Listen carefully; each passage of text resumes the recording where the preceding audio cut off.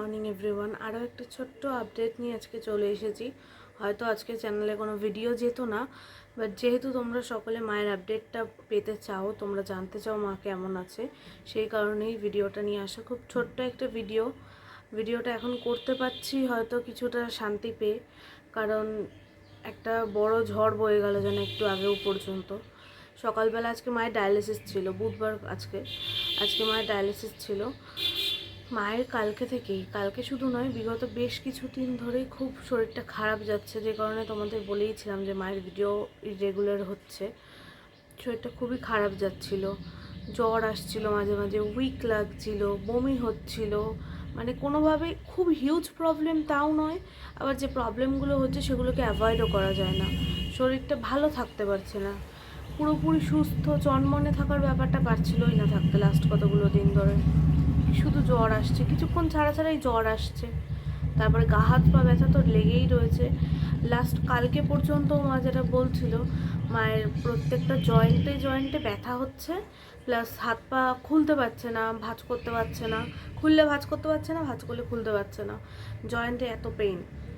প্রথমে মা ভাবলো মনে হয় জল জমেছে, ডায়ালিসিস নিলেই সেরে যাবে। মানে এটা হয় মাঝে মধ্যে, মায়ের যখন জল জমে তখন এরকম প্রবলেমগুলো হয়, ডায়ালিসিস নিলে ইউজুয়ালি সেরে যায়, ডায়ালিসিস নিতে গেলেই। আজকেও ভেবেছিল সেটাই হবে। তো লাস্ট কদিন ধরে বলছি যেটা, যে জ্বর আসছে বারে বারে।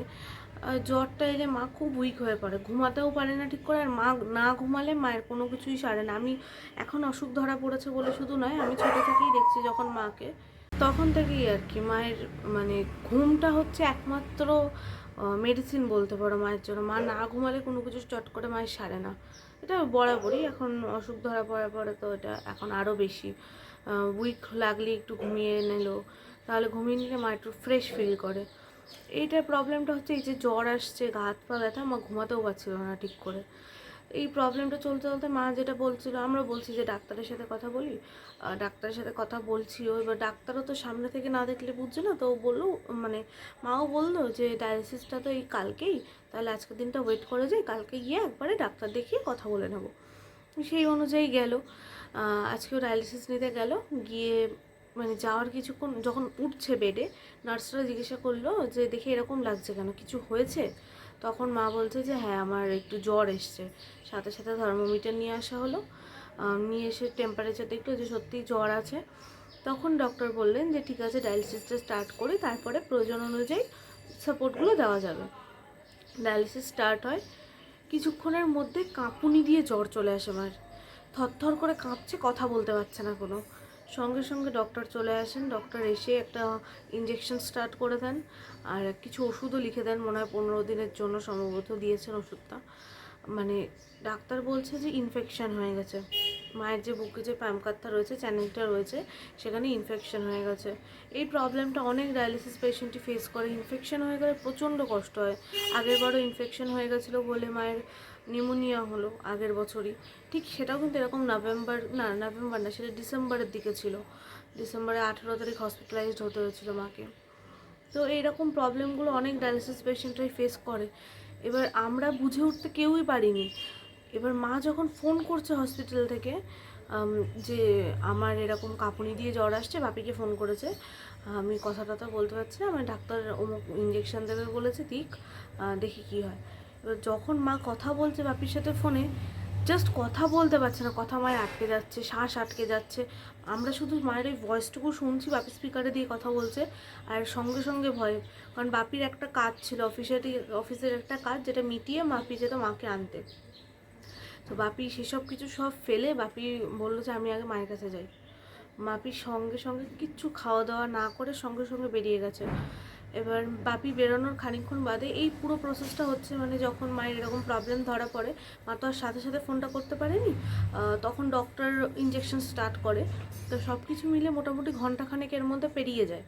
তখন মা ফোন করছে যে এবার একটু আমার স্টেবল লাগছে, এত টেনশন করো না, আগের থেকে অনেকটা বেটার লাগছে।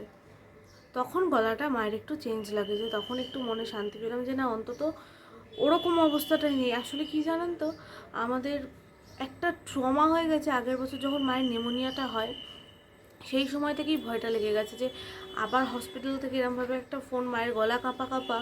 আগের বছর যেভাবে হসপিটালাইজড হতে হয়েছিল, প্রচণ্ড ভয় পেয়ে গেছিলাম।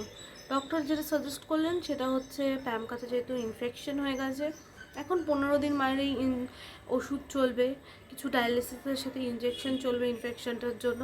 তো সেটা হোক, কিন্তু তারপরেই যত তাড়াতাড়ি সম্ভব মায়ের ফিস্চুলা করিয়ে নিতে বলছে, ফিস্চুলার অপারেশনটা করিয়ে নিতে বলছে, চ্যানেল হাতে করিয়ে নিতে হবে ডায়ালিসিস নেওয়ার জন্য।